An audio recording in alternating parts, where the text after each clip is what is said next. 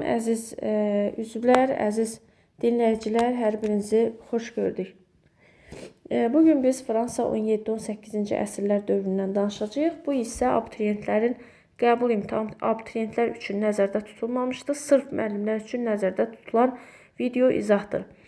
Bununla bağlı demək istəyirəm ki, MİQ və sertifikasiya imtahanı verəcək müəllimlər üçün nəzərdə tutulan çərçivə sənədində Fransa 17 və 18-ci əsrlər dövrü əks olunduğuna görə bu video izahı müəllimlər üçün çəkmək qərarına gəldik. Burada Fransada ilk əvvəl dərs başlayanda maarifçilikdən danışır. Deyir ki, intibat dövrü və reformasiya hərəkatı Avropa insanının düşüncəsinə müsbət təsir göstərdi və onda Avropa insanda yeni bir düşüncə formalaşmağa başlayır. Və xüsusilə də reformasiya hərəkatı insan düşüncəsidir, dini çərçivədən çıxır və artıq müəyyən mənada düşüncələr azad olur və yeni düşüncələr formalaşmağa başlayır. Bu yeni düşüncələrin formalaşmasında da Fransada maarifçilərin çox böyük rolu olmuşdur. Və xüsusilə inqilab niyə digər Avropa ölkələrində deyilməz, Fransada başlanmasının da əsas səbəblərindən biri bu inqilaba yol göstərə biləcək mütəfəkkirlərin olmasıdır. Bu maarifçilər, bu mütəfəkkirlər burjuaziya və xalqın mənafeyini müdafiə edir və mütləqiyyət qaydalarına qarşı etirazlarını bildirirdilər. Və İngiltərə maarifçiliyindən Fransa maarifçiliyini fərqləndirən əsas cəhətlərdən biri İngiltərədə maarifçilik məhz inqilabdan sonra yaranmışdısa, bu Fransada daha tez, yəni daha əvvəl yaranır, inqilabdan əvvəl formalaşır. Yəni İngiltərədə maarifçilik inqilabdan sonra, Fransada isə maarifçilik inqilabdan əvvəl formalaşır. Və İngiltərədən fərqləndirən bir digər cəhət də ondan ibarətdir ki, yəni Fransada maarifçilər feodal qaydalarını çox kəskin şəkildə tənqid edirdilər. Burada bəzi maarifçilərin adları burada qeyd olunmuşdur. Bunlardan biri Montesquieu, Voltaire və Jean-Jacques Rousseau'dur. Montesquieu mütləqiyyətə qarşı çıxır, o məhdud monarxiyanın qurulmasını istəyirdi. Həmçinin hakimiyyətin qanunverici, icraedici və məhkəmə hakimiyyəti bölünməsinin də tərəfdarı olmuşdur. Voltaire isə vicdan və fikir azadlığının tərəfdarıdır. Kilsəyə və mövcud quruluşa qarşı idi. O da mütləqiyyətin ləğv olmasının tərəfdarı idi. Jean-Jacques Rousseau isə mütləqiyyətin, monarxiyanın tamamilə ləğv edilməsi və respublika quruluşunun tərəfdarı idi. Və ən əsas məsələ Jean-Jacques Rousseau'da sosial həyatın yenidən qurulmasının tərəfdarı idi və əsasən də aşağı təbəqənin mənafeyini müdafiə edirdi. Bu oldu Fransada maarifçilik. Gəlirik 17-ci əsrdən danışacağıq. 17-ci əsr dedikdə burada məhz söhbət gedir 1-ci nazir və kardinal Richelieu'nin dövründə. Richelieu'nin hakimiyyəti dövründə Richelieu'nin hakimiyyəti dövrü 1605-1642-ci illəri əhatə edir. Onun hakimiyyəti dövründədir ölkədə, yəni Fransa ölkəsi, Fransa dövləti Avropanın ən güclü dövlətlərindən birinə çevrildi və mütləqiyyət qaydaları möhkəmləndirildi. Richelieu'dən sonra hakimiyyətə gəlir 14-cü Ludovik. Ludovikin hakimiyyəti dövründə, yeri gəlmişkən 11-ci Ludovikin dövründə ən əsas Fransa tarixi üçün əsas hadisələrdən biri hansı hadisə baş vermişdi 11-ci Ludovik? Bu sualın cavabında məhz rəy bölməsində yaza bilərsiniz. 14-cü Ludovikin hakimiyyəti dövrü isə 1643-dən 1715-ci ilə qədər əhatə edir. 1643-1715-ci ildə hakimiyyətdə olan Ludovikin hakimiyyəti dövründədir. Mütləqiyyət qaydaları daha da möhkəmləndirilmişdir. Fransa ərazisində ölkədə sosial vəziyyətdən və yaxud da sosial vəziyyətdən bəhs edəndə deyirik ki, insanlar keçmişdən qalan, orta əsrlər dövründən qalan vergiləri hələ də ödəyirdilər. Bir də vilayətlər öz aralarında mal mübadiləsi və yaxud da mal satışı edərkən daxili gömrük rüsumu ödəyirdilər. Vilayətlər bir-birlərinə daxili gömrük rüsumu ödəyiblər və yaxud da vilayətlər arasında daşınan mallardan daxili gömrük rüsumu alınırdı. Və daxili gömrük rüsumunun alınması deyil, vilayətlər arasında əlaqələri azalmasına məhdudlaşdırırdı deyir. Və buna görə də Fransada milli siyasi birlik, vətənpərvərlik yox idi və Fransa xalqını bir arada saxlayan yalnız mütləqiyyət idi. Bir də burada iltisam sistemindən danışır. Deyir, iltisam sistemi də vergilərdə tətbiq olunurdu. Vergilər iltisam qaydası ilə toplanılır. Nədir iltisam sistemi? Tutaq ki, bir məmurdur, Fransada, Paris şəhərində vergi yığmalıdır. O vergilər özü, yəni həmin əyyan, həmin vergini yığmaq üçün əvvəlcədən krala haqq ödəyir, müəyyən haqq ödəyir və müəyyən haqq ödədikdən sonra Fransada vergiləri özü yığır və əlbəttə ki, vergilərdə bu zaman özbaşınalığa yol açmış olur və vergiləri artıqlaması ilə yığırdılar. Ölkənin çox yerində məhkəmə fəaliyyət göstərir və hakimlik də irsi keçirdi deyir. Bu da əlbəttə ki, özbaşınalığa yol açan məsələlərdən biri idi. Fransa siyasi həyatına isə nəzər yetirdikdə, Fransa siyasətində yenə də müharibələr baş verir və bu müharibələr onu zəiflədir. Həm iqtisadi baxımdan, həm siyasi cəhətdən sarsıdır. Bu müharibələrdən biri də sarsıdır deyir. Bu müharibələrdən biri də 7 illik müharibədir. 7 illik müharibə 1756-1763-cü ildə 1763-cü illərdə baş vermişdir. Və burada Fransa və İngiltərə arasında 7 illik müharibə gedir. Müharibədə Fransa məğlub olur, İngiltərə qalib gəlir. İngiltərə Fransanın həm Hindistandakı müstəmləkələrini, həm də Şimali Amerikadakı müstəmləkələrini ələ keçirir və xüsusilə də qeyd etməliyik ki, Kanada və Benqaliya ərazisini Fransa itirir. Benqaliya ərazisini Fransa itirir. 8-ci sinif ümumi tarix kitabında 8-ci sinifdə bu öz əksini tapıb. Çox güman ki, bu ABŞ mövzusunda olacaq. Və Fransa İngiltərənin okeanlardakı üstünlüyünü də qəbul edir və bu Fransa müstəmləkəçilik siyasətinə böyük bir zərbə vurur. Yəni bu müharibə nəticəsində Fransa məğlub olur, Kanada Benqaliyanı itirir, Hindistanda müstəmləkələrini itirir, İngiltərənin okeanlardakı üstünlüyünü qəbul edir və Fransa müstəmləkə siyasətinə böyük zərbə endirmiş olur. Və bundan sonra Fransada bir qisasçılıq hissi qalır. Hansı ki, bu qisasçılıq hissi ilə və yaxud da qisasçılıq planı olur və bu qisası kimdən almaq istəyirdi? Əlbəttə ki, məlumdur ki, İngiltərədən. Məhz İngiltərədən qisas almaq üçün o koloniyaları və yaxud da ki, ABŞ dövlətini, sonradan yaranacaq ABŞ dövlətinin tərəfində olur. Hansı ki, ABŞ dövləti, ABŞ ərazisi öz müstəqilliyinin İngiltərə tərəfindən tanınmasının və tam azad olunması, koloniyalar İngiltərədən tam, belə deyək də, asılılığından çıxmaq, azad olmaq istəyirdilər. Belə halda bu zaman bu ABŞ-ın bu məqsədi var ki, hansı ki, İngiltərə öz müstəqilliyini tanısın. Bu zaman ABŞ-ı Fransa dəstəkləyirdi. Hətta Fransa ABC-a maliyyə yardımı, pul, silah yardımı etmişdir. Ardınca da deyirik ki, ABŞ-la İngiltərə arasında 1775-1783-cü ildə istiqlaliyyət müharibəsi gedəndə Fransa məhz ABŞ dövlətini, ABŞ-ı dəstəkləmişdir deyir və ona kömək etmişdir. Hətta 1776-cı ildə ABŞ-da istiqlaliyyət bəyannaməsinin qəbul edilməsilə ABŞ-ın yarandığı elan edilir və gələcəkdə də Fransa öz insan və vətəndaş hüquqları haqqında bəyannamə qəbul edəndə məhz həmin istiqlaliyyət bəyannaməsindən təsirlənir deyir və həmin istiqlaliyyət bəyannaməsi əsasında yazır öz insan və vətəndaş hüquqları haqqında bəyannaməni və o istiqlaliyyət bəyannaməsindəki ideyaları deyir Fransa öz ölkəsinə gətirir.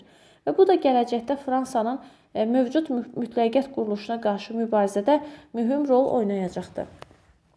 Sonra Fransanın siyasi həyatına diqqət yetirəndə, deməli, İngiltərə ilə mübarizə aparır, ondan qisas almaq üçün ABŞ-la yaxınlaşır, ABŞ-a kömək edir ki, İngiltərəyə qarşı mübarizə aparsın və digər bizim siyasi həyata nəzər yetirsək, deyir ki, Fransanın yaxın şərq siyasətində əsas yeri Osmanlı ilə münasibətlər tuturdu. Biz Osmanlı ilə fransızların əməkdaşlıq etdiyini hələ 1535-ci ildən görürük. 1535-ci ildə Fransa və Osmanlı arasında yadınızdadsa kapitulyasiya imzalanmışdı. Daha bu çox xırdalığa getmirəm. İndi gəlirik Fransa inqilabının uzun müddətli və çox deyirəm də yaxın səbəblər olmuşdu və bunun üçün biz ümumiyyətlə təbəqəni, xalqı ümumilikdə iki qrupa bölürük.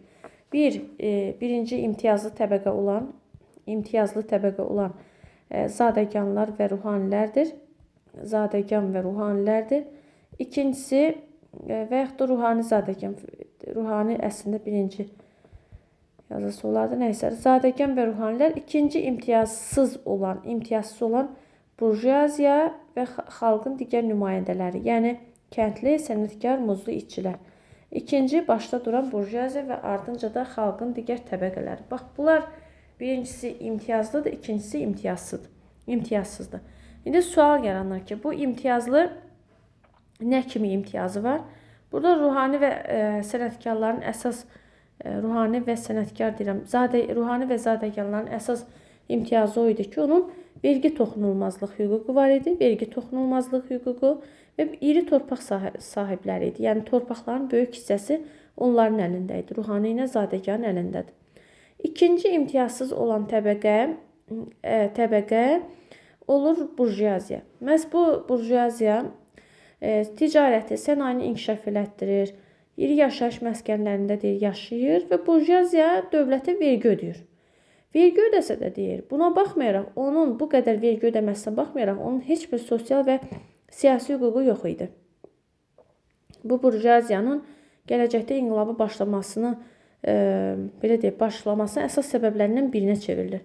Mən dövlətə vergi ödəyirəm, deyir burjuaziya, və mənim bunun qarşılığında heç bir siyasi və sosial hüququm yoxdur. Kəndlilər də yenə eynən vergi ödəyirlər və onların da heç bir siyasi hüququ yoxdur, deyir və gələcəkdə baş verən inqilabın da əsas hərəkət verici qüvvəsi də məhz kəndlilərdir.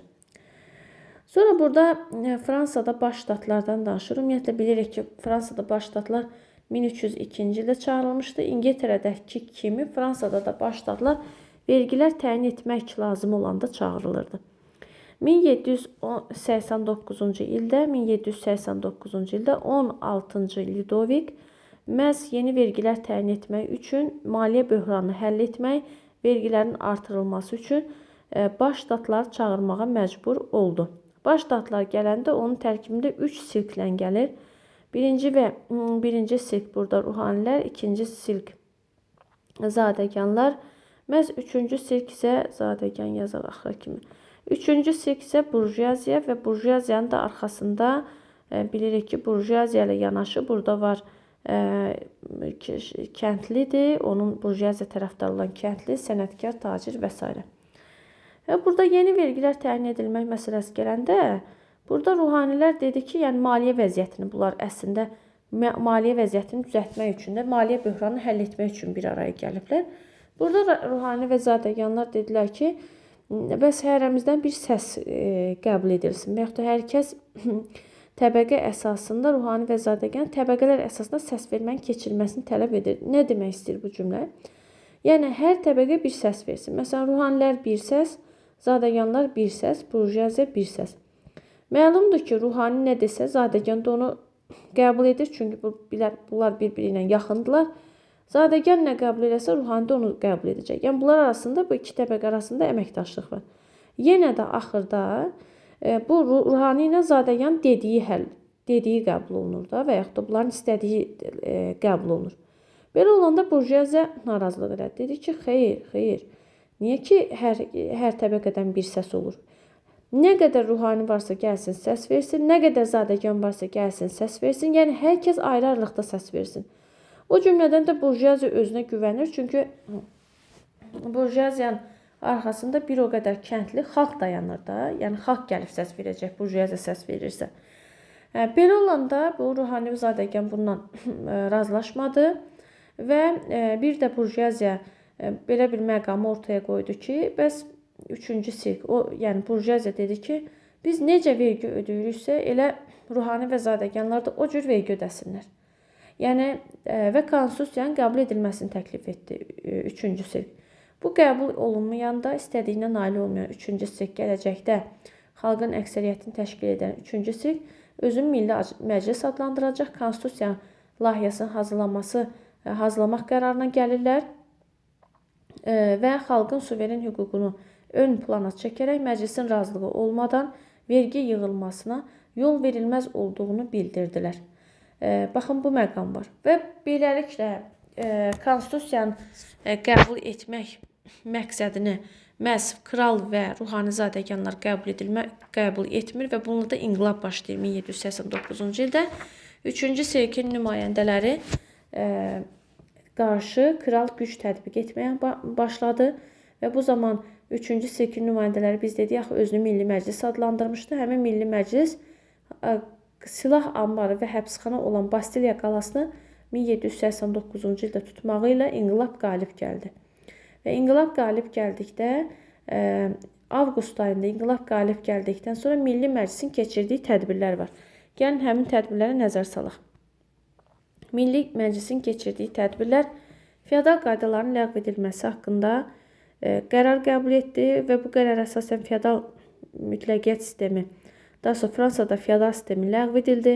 Ruhani və zadəganlar özləri könüllü şəkildə vergi verməmək hüququndan imtina etməli, hər kəs bərabər vergi ödəməklə yanaşı dövlət vəzifələr, rütbələr əldə etməli idi.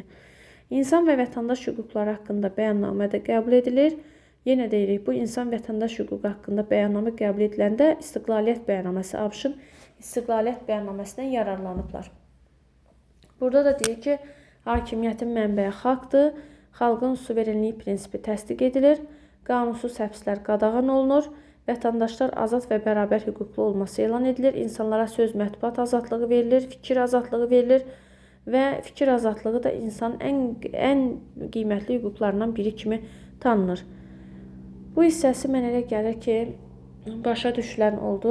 Ardınca gəlirik 1791-ci ildə sentyabr ayında Fransanın ilk konstitusiyası qəbul olundu. Bu konstitusiyaya görə suverenlik hüququ xalqda olduğu təsbit edilir, təsdiq edilir, hakimiyyətin bölünməsi prinsipi qəbul edilir, icra hakimiyyətin başçısı kral olsa da məhdudlaşdırılır və Fransa artıq işğalçı müharibələr aparmaqdan imtina edir. Və 1793-cü ildə, biraz bunu istəyirəm müəyyən qədər qısaldaq, əsas məqamlar deyək. 1793-cü ildə 16-cı Ludovik dövlətə xəyanətdə ittiham edilərək edam olundu. 1793-cü ildə. Və bir də üzr istəyirəm, 1791-ci ilin sentyabrda Fransada ilk konstitusiyadır. 1792-ci ildə ölkə respublika elan edildi, monarxiya ləğv edildi, Burbonlar sülaləsi hakimiyyətdən getdi. 93-cü ildə 16-cı Ludovik dövlətə xəyanətdə ittiham edilərək edam olundu. Bax, bu ardıcılığa diqqət yetirək. İndi baxırıq Yakobinçilərin hakimiyyətə gəlməsinə. Bu hissəsini silək. Aha, sildik. Əla. Yakobinçilərin hakimiyyətə gəlməsi. Fransada Yakobin hakimiyyəti dövrü məhz 1793-1794-cü illəri əhatə edir. Bu dövr haqqında danışanda biz deyirik ki, ümumiyyətlə 1793-cü ildə siyasi qruplar bir-birlə mübarizə aparırdı. Tez-tez siyasi idarəçilikdə dəyişikliklər baş verir və 1793-cü ildə Yakobinçilər çevriliş edərək hakimiyyətə gəldi və Fransa Respublikasının Yakobin diktaturası dövrü 93-94-cü ili əhatə edir. Bu dövrü biz terror dövrü adlandırırıq. Burada Gilyotin, hansı ki bu Yakobinçilərin də əsas başçısı Robespierre idi, özlərinə qarşı çıxan, öz siyasi rəqiblərinə qarşı terrordan istifadə edirdilər. Terror vasitəsilə aradan götürürdülər və Gilyotin adlanan bunların edam qurğusu var idi ki, bu terrorun əsas rəmzinə çevrilmişdir, deyir, bu Gilyotin aparatı. Və Yakobin diktaturası dövründədir, 93-94-də İctimai Təhlükəsizlik Komitəsi yaradılıb. Bunda da başçı rəhbər Robespierre idi ki, onun da deyir, geniş səlahiyyətləri var idi. Və kəndlərin xeyrinə qərar qəbul edildi. Bütün mükəlləfiyyətlərin ləğvi haqqında qanun qəbul edir ki, bu da deyir, kəndlinin mənafeyinə uyğun idi. Və Avropa dövlətlərinin koalisiyasına qarşı, yağımçılara qarşı məhz bu kəndlər qətiyyətlə deyir, mübarizə aparırdılar. Zəruri ərzaq mallarının qiymətinin, zəruri ərzaq məhsullarına qiymət məhdudiyyətləri də təyin edilir. Fransada ilk dəfə hamı üçün ibtidai təhsil haqqında, ibtidai təhsil hamı üçün pulsuz ibtidai təhsil alma haqqında qanun qəbul edildi. Bir çox universitetlər, mədəniyyət müəssisələridir, açıldı, fəaliyyət göstərdi. 1793-cü ildə xalqın ümumi səfərbərliyi haqqında fərman verilmişdir. Fransanın silahlı qüvvələri yenidən quruldu. Milli ordu ümumi hərbi mükəlləfiyyət prinsipi əsasında yaradıldı. Orduya istedadlı və xalq arasından çıxan nüfuzlu şəxslər gəlməyə başladı. Silah ehtiyacını təmin etmək üçün manufakturalar yaradıldı və elmi-texniki nailiyyətlərdən geniş istifadə edildi.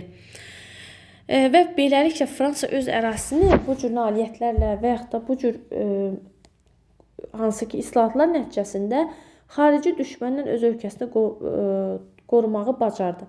Lakin 94-də ordu və burjuaziya birlikdə, hansı ki bunların bu zoraki tədbirləri də var idi, həm də Yakobinçilərin, həmin zoraki tədbirlərinə qarşı 1794-cü ildə çevriliş etdilər. Termidor çevrilişi, İyul çevrilişi və Yakobinçilər devrildi. Hakimiyyətə gəldi Direktoriya.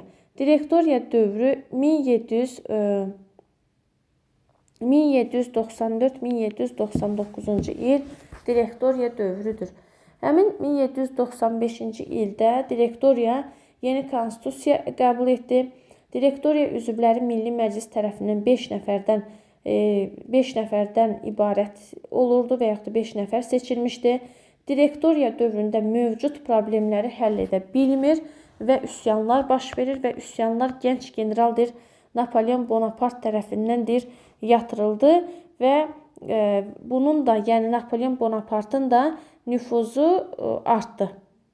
Bəli, nüfuzu artır. Və Napoleon həmin dövrdə Direktoriya dövründə Avstriya və Misirə yürüşlər təşkil edir.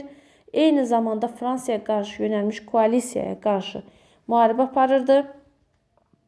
Və Fransa türklərlə Misirdə mübarizə aparıb, yadınızdasa 98-də Əhməd Paşa və yaxud da Bonnevala qarşı mübarizə aparıb məğlub olmuşdu. Hətta Osmanlı dərsini oxuyanda da yazılırdı ki, talih məni bir qocanın əlində oyuncağa çevirdi. Yəni Napoleon Bonnevalla bağlı, Əhməd Paşa ilə bağlı dediyi fikir idi ki, talih məni bir qocanın əlində oyuncağa çevirdi.